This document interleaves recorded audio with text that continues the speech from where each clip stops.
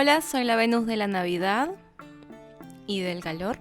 Hoy vamos a hablar de la película de Disney de 1996, El Jorobado de Notre Dame.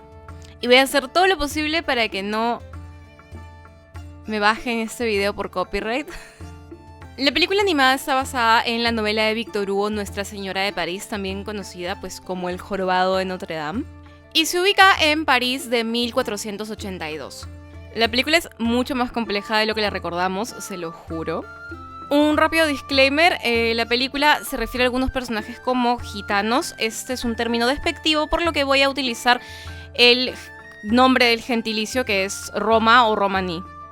Como toda película musical de Disney, comienza con un número musical en el cual nos presentan a los personajes principales. En este caso veremos primero al héroe, que es Quasimodo, y al villano, que es Frollo. Ahora, en la novela de Victor Hugo, Frollo es en realidad el diácono de la iglesia, el archidiácono de la catedral de Notre Dame, y en la película más bien será el juez de la ciudad de París.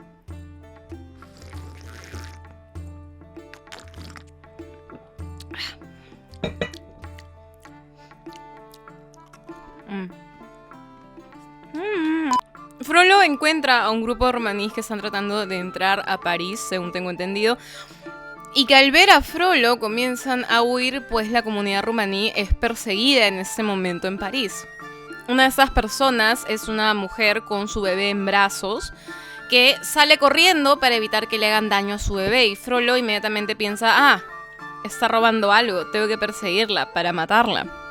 Hay toda una teoría sobre si es el bebé de la señora, porque durante la película la comunidad romaní es caracterizada como de piel mucho más oscura que la comunidad parisina.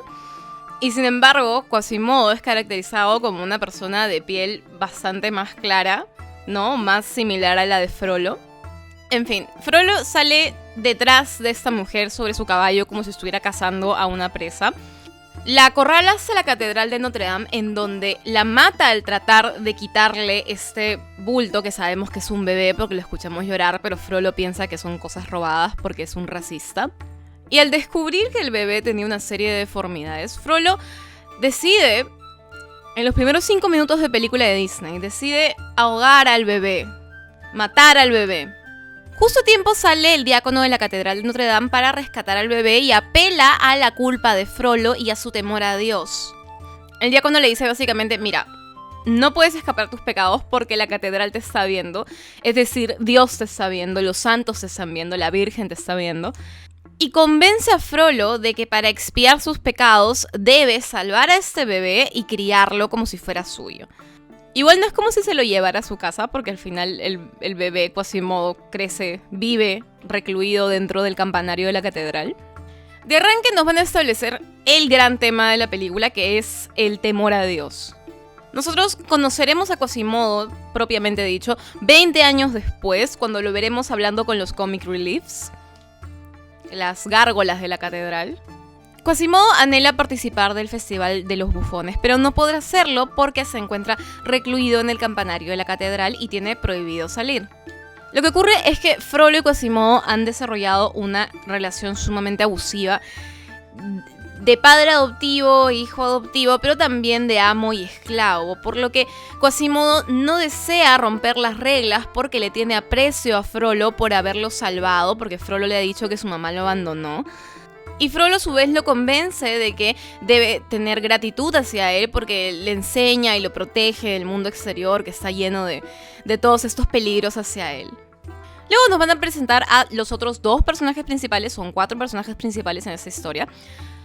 Primero es Febo, un capitán que regresa de las guerras, las misteriosas guerras. Por la fecha me imagino que son las guerras de sucesión de Borgoña. Y Esmeralda, una hermosa, bella mujer romaní que baila y tiene una cabra. Dicho sea de paso, la cabra es parte de la novela original. A Febo le dan la tarea de encontrar la Corte de los Milagros, es decir, el escondite de los romanís, mientras que Quasimodo se escapa de la catedral para formar parte del Festival de los Bufones. Ahora, un poco de contexto. Este tipo de festivales se daba en estas épocas para que las personas del pueblo puedan intercambiar roles con la nobleza por un día, porque Si recordamos, este tipo de sociedades que tienen nobleza y gente del común solían ser fijas, es decir, tú no podías llegar a ser nobleza, tú nacías en un lugar y morías en ese lugar. Entonces se realizaban ese tipo de festivales para que la gente pueda soltarse por un día o dos y sentir que son todos parte de la nobleza. Por ejemplo, había festivales en los que las personas se disfrazaban de reyes, se disfrazaban de nobles, muy parecido a los carnavales, de cierto sentido.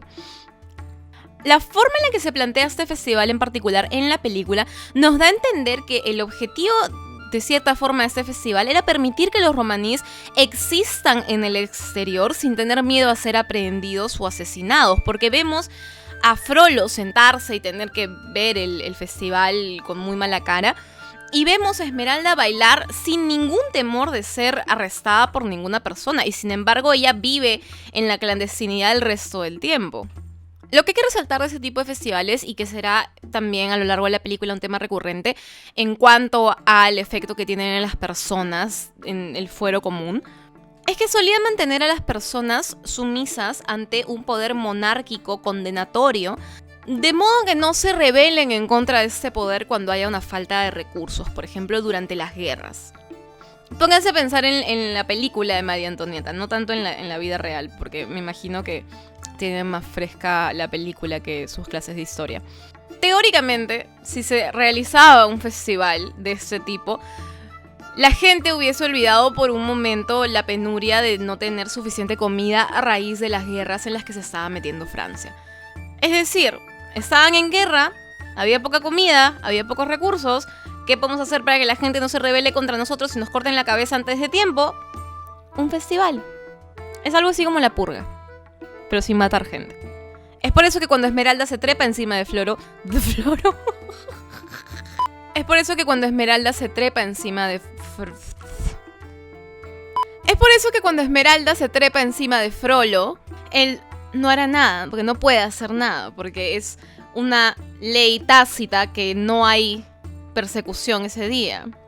Entonces, cuando llega el momento de coronar a la máscara más fea del festival, nominan a Quasimodo, y cuando se dan cuenta de que él no tiene puesta una máscara, sino de que es su cara de verdad, primero lo miran con asco, pero luego basta con que una persona le aplauda y lo celebre para que toda la gente que está alrededor comience a celebrarlo también y aplaudirlo. Ante la reverencia del público, los guardias de Frollo comienzan a tirarle tomates. Y en un segundo, la reverencia de toda la audiencia se transforma en humillación. La gente en ese sentido de París parece estar caracterizada como bastante voluble porque ceden a cualquier mínima presión social. Por supuesto, la única persona en ayudar a Quasimodo es Esmeralda. Febo le pregunta a Frollo si es que puede ayudarlo. Frollo le dice no, que aprenda la lección. Es en este momento que Esmeralda se enfrenta públicamente a Frollo, pero no tanto en defensa de Quasimodo, por quien siente compasión, aunque le dice criatura, sino tomando este evento de ejemplo para denunciar a Frollo públicamente por sus acciones en contra de la comunidad romaní. Frollo la manda a arrestar, ella huye, y como es una película de Disney va a ser una secuencia cómica. A pesar de haber sido liberado por Esmeralda, la experiencia va a demostrarle a Quasimodo que de cierta forma Frollo tenía razón. Que el exterior era un lugar peligroso y que él corría peligro porque su deformidad iba a hacer que lo ataquen. Y bueno, no ayuda que eso fue lo que pasó en realidad. Y esto va a ser un poco difícil de reconciliar con el final de la película, porque como les he dicho, la gente de París parece ser completamente voluble, por lo que sus reacciones ante Quasimodo varían de acuerdo a lo que otra persona les dice que deben pensar, decir o hacer. En ese sentido, el final feliz en el que Quasimodo termina siendo un héroe para todos realmente carece del peso que debería tener, porque ya sabemos que es súper fácil convencer a esta gente de cualquier cosa. Febo sigue a Esmeralda dentro de la catedral, donde ambos luchan y se enamoran. Frollo se aparece de pronto después de haber seguido a Febo, e Esmeralda lo interpreta como una trampa.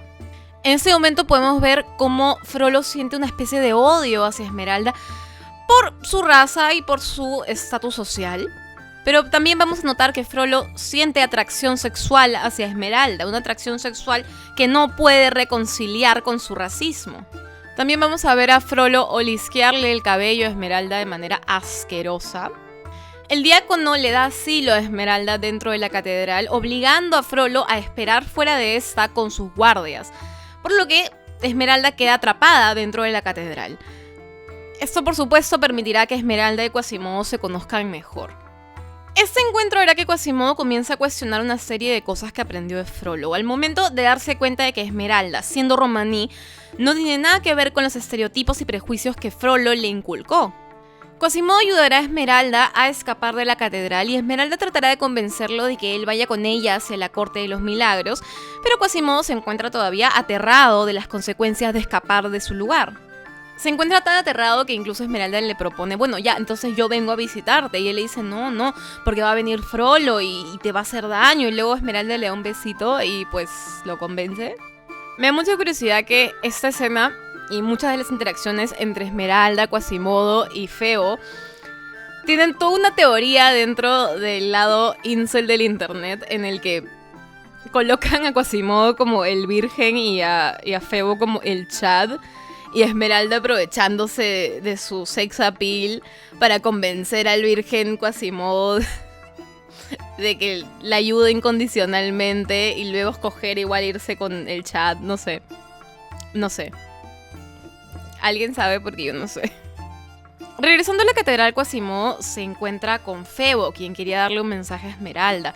Y vemos un primer encuentro violento. Recordemos que Quasimodo es caracterizado como un personaje súper fuerte, con fuerza sobrehumana, y trata de echar a Febo a la fuerza de la catedral, y Febo súper paternalista, ¿no? Súper calmado le dice, hey, no, solo quiero que le digas que no le tendí una trampa.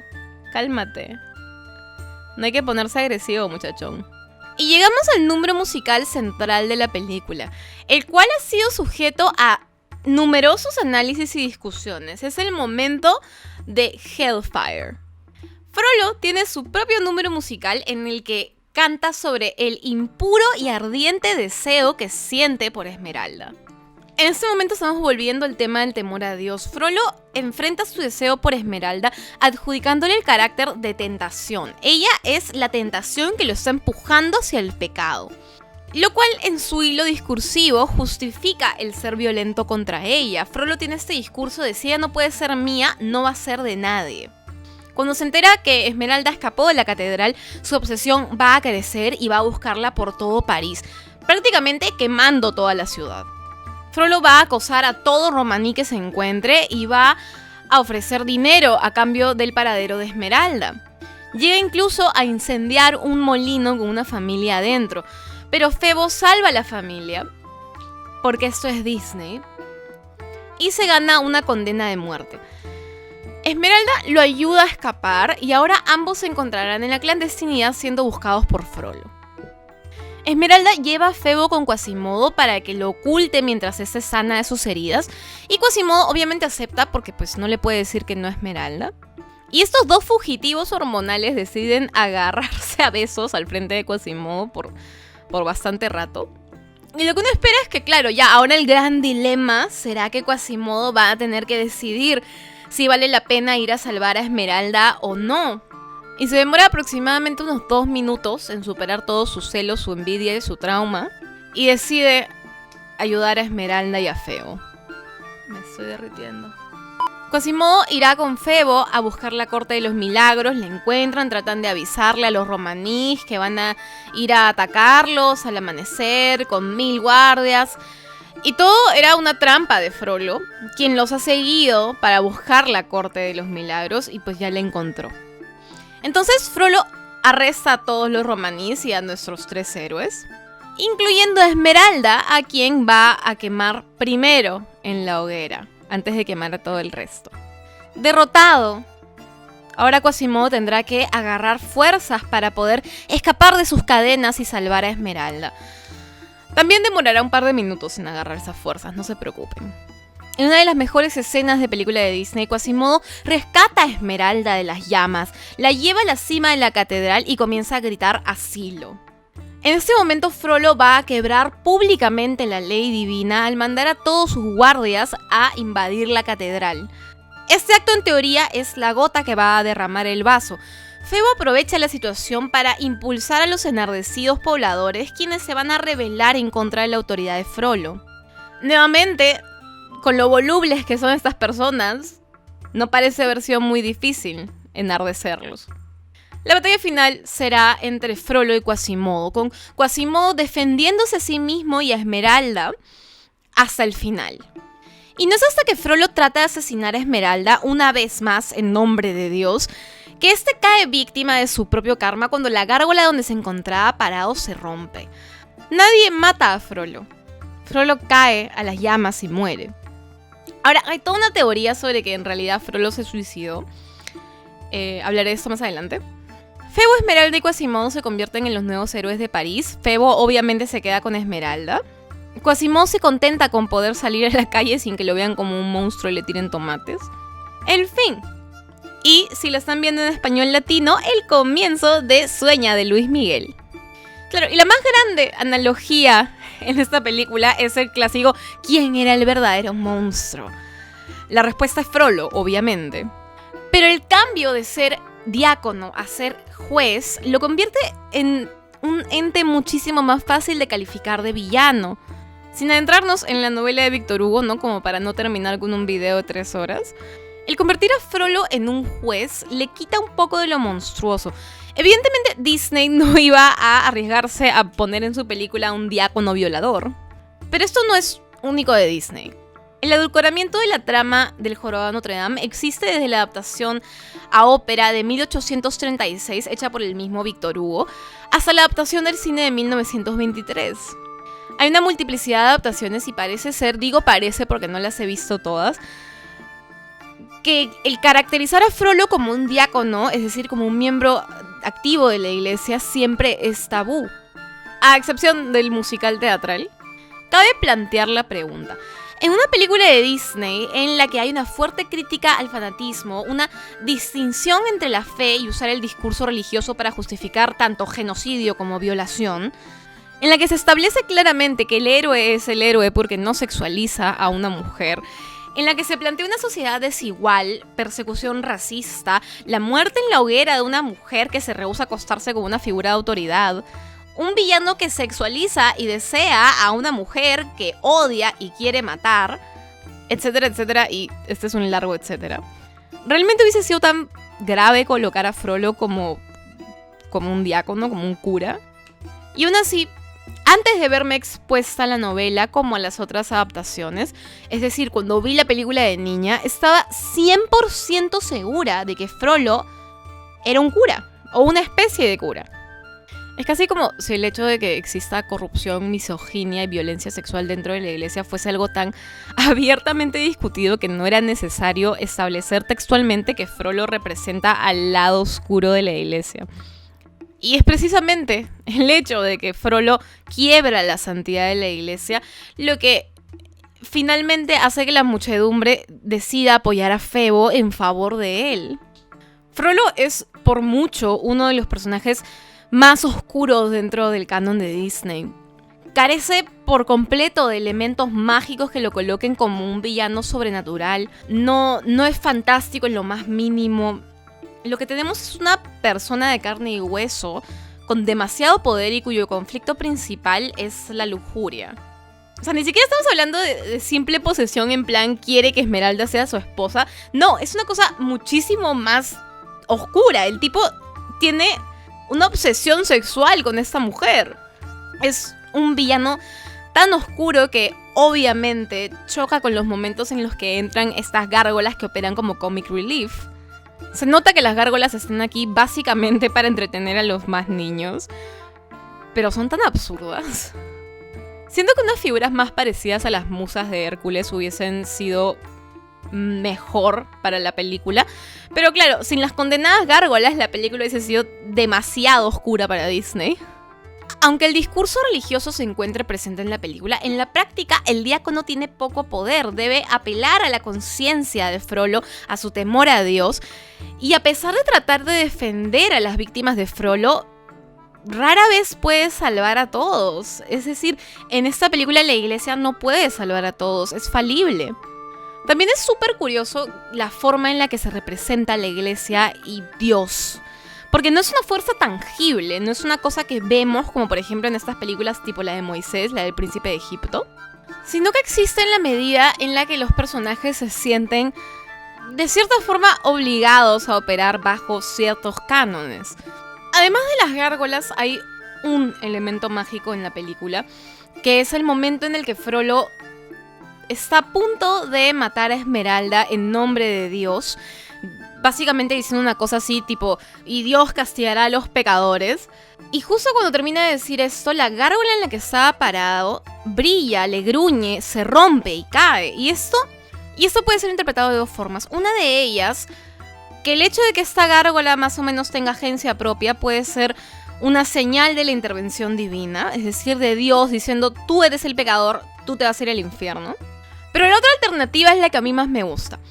Y es que a lo largo de la película vamos a ver señales muy claras y tangibles de que los elementos más mágicos de la narración en realidad están dentro de la cabeza de los personajes.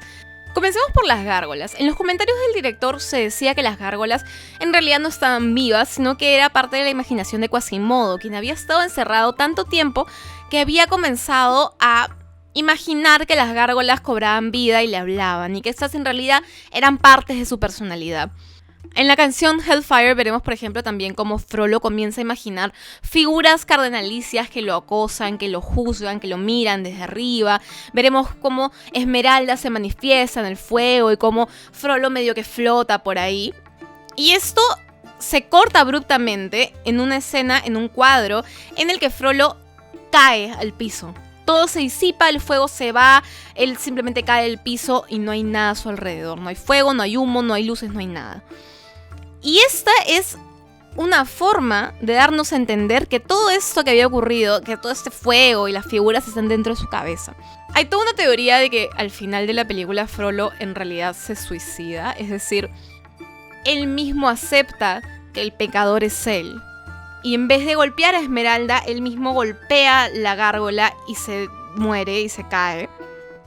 Pero que no lo vemos porque lo que en realidad estamos viendo es un producto de su imaginación. Es una ficcionalización de lo que está ocurriendo.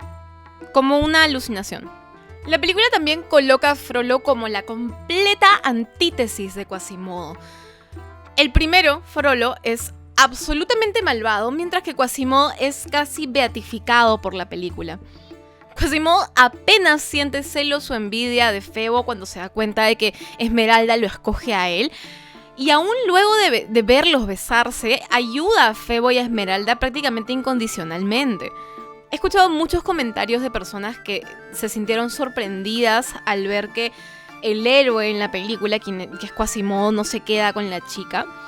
A mí me da la impresión de que la película lo que estaba tratando de hacer era poner efectivamente a Quasimodo en una posición casi beatificada, en la cual es un personaje demasiado bueno como para sexualizar a Esmeralda. Y la gran diferencia entre Febo y Esmeralda, y lo que podría ser la justificación por la cual Esmeralda se queda con Febo, es que primero Frollo la veía como un demonio. Luego Quasimodo la ve prácticamente como un ángel, ¿no? Como una virgen. Como una virgen. Esa es la palabra que estaba buscando. Y Febo es el único tipo que la ve como una mujer. Este men la quiere quemar. Este men la quiere santificar. Y este blanquito de acá es el único men que la trata como una mujer de verdad. Hay una secuela terrible que la he visto en televisión y no la pienso volver a ver, en la cual tratan de darle a Quasimodo una novia bonita y claramente no funciona. Por ahí discutiéndolo con unos amigos, yo decía, se me ocurría que el hecho de que Esmeralda no se quede con Quasimodo es porque están tratando de darnos a entender que Esmeralda no es un premio para Quasimodo por hacer las cosas bien. Uno tiene que hacer las cosas bien porque es lo que se tiene que hacer. Tú no ayudas a las personas esperando premios y favores. Lo haces porque es lo que es correcto. Finalmente la película, con sus temas de violencia sexual, de abuso, de corrupción, de temor a Dios, de hipocresía religiosa, es una de estas películas que no tendría que haber salido, que no tiene mucho sentido que Disney haya decidido hacer una película así, ¿no? Realmente no me imagino Disney haciendo una película con esas temáticas hoy en día. Así que a pesar de las gárgolas, estoy realmente feliz de haber vuelto a ver esta película. Soy de las personas que piensa que hay mucho que analizar en las películas de Disney, sobre todo de perspectivas teóricas o perspectivas mucho más modernas, no tan a simple vista. Si desean que analice otra película de Disney desde alguna perspectiva en específico, por favor déjenmelo en los comentarios. Por lo pronto, les indico, les aviso, les comento que la película de la próxima semana va a ser Pink Flamingos. No solo quiero que me bajen los videos por copyright, también quiero anular toda posibilidad de ser monetizable. Soy la Venus del Cine, estas son mis redes sociales, estarán también en la descripción y nos vemos en un próximo video. Un saludo muy especial a mis Patreons Regina y Diego. Si desean apoyarme, el link al Patreon se encontrará en la descripción.